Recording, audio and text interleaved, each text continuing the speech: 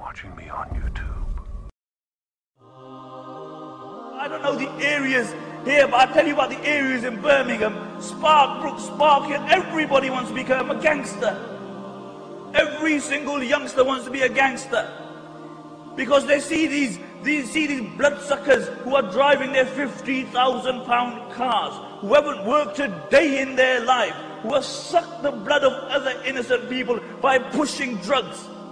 And they see these people and they say, yeah, that's what I want to be. You know, bad man walk, bad man talk, carry a peace.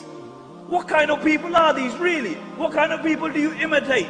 People who will break up families because they're number one. They will push drugs. They will leave children who are yatim. And this is no exaggeration. Have you ever seen a man who's on crack? His son's a yatim because he has no impact in the life of his child. Look at all those parents who spend their life and they have lofty aspiration for their child, and that child becomes a crackhead. Why? Because some punk out there wants to push drugs so he can have his big car. And these are the role models that our children have. These are not men by Allah. Men by Allah is what the Prophet ﷺ defined as a man. He was speaking to the Sahaba and he asked them, who is the strongest?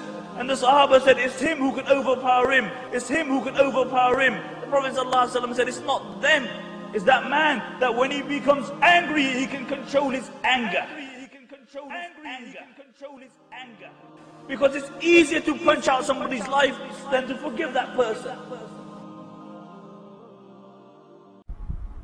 In a Mori poll done, a large percentage of young Muslims said the Imam is totally clueless about our society. And that's what we want to turn around tonight, inshallah.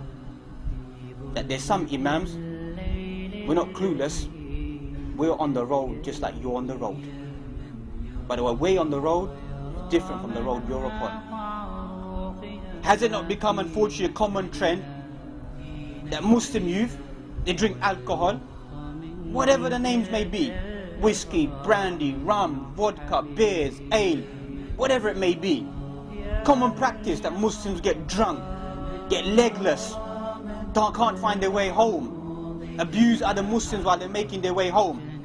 At least some people, when they used to drink, they used to drink in secrecy, drink in the privacy of their own homes.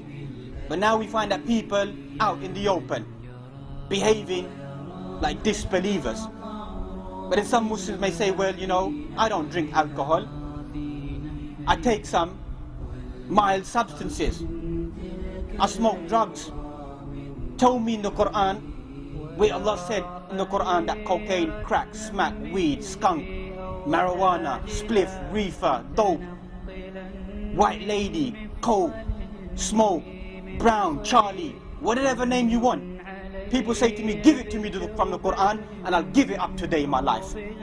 Man taking heroin, lying on the floor like a dog, addicted to heroin, lying on the floor, picking up cigarette butts, chewing them because he's become a skaghead.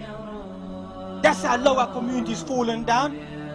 When you see your own brothers falling on the floor, picking up small cigarette butts, begging from another Muslim to go get another wrap to inject themselves. A man wants to drive by in his flash car and think, yeah, I'm a big boy. When some people are serving these substances, there's a code of behavior. Never serve it up to another Muslim. Never ever in your life. Go down a long way. Go down a long way, but never ever get your own blood addicted to it. We've crossed over the rules. We've crossed over the boundary. Some of us, we think we're gangsters. Read about the gangster world. Read about the Gambini family, the Don Corleones that you want to be. Forget about Tony Montana, the Cuban drug dealer who came over. The real drug dealers, you read about the cartel. Man would never serve drugs in his life. Read the history of the gangland warfare. No real Italian mafia ever served drugs in their life. Any man caught trafficking drugs, then he was gunned down by the mafia. That's the ethics you will know about the gangland mafia. That's the reality. But obviously we turn and look at people like the Scarface. Muslim boys walking about with a picture of Scarface with a zoot in his mouth.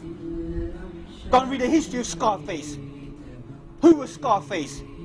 Even read the history how he got the name Scarface. Some people say he got battered so much they called him Scarface, he hated the name. So he ended up dealing with a man. None of the historians are right. He said something about next man's woman. Man turned around, scarred him up in his face. He can remember it for the rest of his life. He looks in the mirror. He said these evil statements. But what was the end of this?